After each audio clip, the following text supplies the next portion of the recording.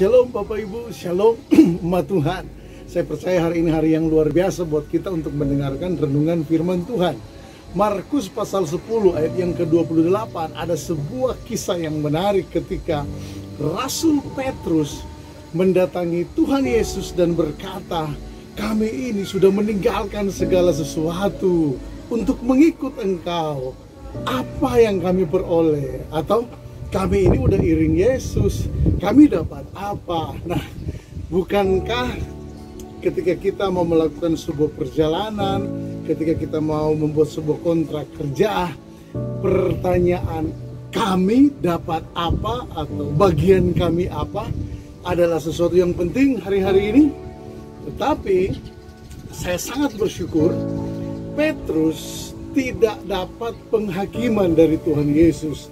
Yesus tidak langsung memotong pembicaraan dan berkata, kamu Petrus sembarangan ngomong tentang mau dapat apa, mau terima apa, udah ikut aja, nanti di ujung juga dapat sesuatu.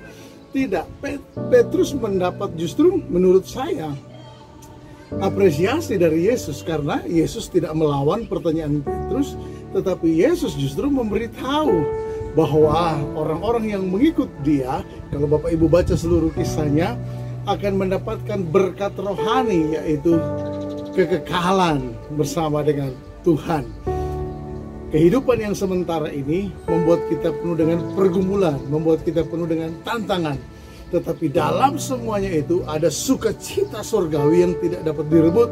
Dan itulah upah kesetiaan, seperti judul renungan hari ini yang ditulis oleh sahabat saya, Pendeta Nixon Huta Barat. Bahwa upah kesetiaan kita mengikuti Yesus adalah kekekalan bersama Dia.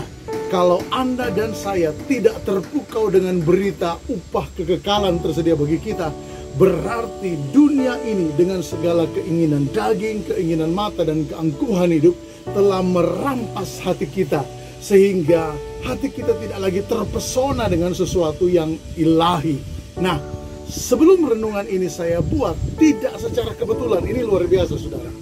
Tadi pagi saya menerima telepon dari seorang sahabat saya, seorang gembala sidang, dan menceritakan bahwa beberapa waktu yang lalu pulang atau selesai dari ibadah, pelayan-pelayan Tuhan yang dia gembalakan selama ini tiba-tiba minta bertemu. Mereka ada beberapa orang, termasuk orang-orang yang dia percaya, lalu mengkomplain dia habis-habisan dan dengan pertanyaan bahwa kenapa apresiasi yang seharusnya kami terima dalam hal ini persembahan kasih kok cuman segini. Sekali lagi Bapak Ibu, cuman segini.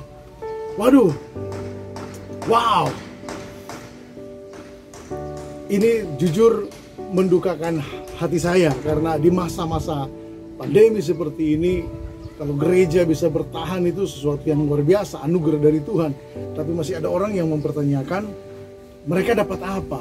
Mengapa cuman seperti ini? Bukan tidak mendapat apa-apa, mereka menerima sesuatu, tapi mereka memprotes karena jumlah yang kurang.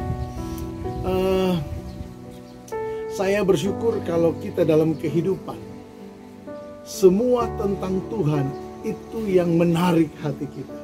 Ini bukan berarti kita klise aja, sekedar supaya ini terlihat rohani, terdengar menjadi renungan yang rohani. Tidak, Bapak Ibu, kalau pesonamu terhadap Tuhan sudah berkurang, bahkan memudar, itu berarti upah kesetiaan mengikuti Yesus tidak lagi menjadi hal yang menarik buat kita.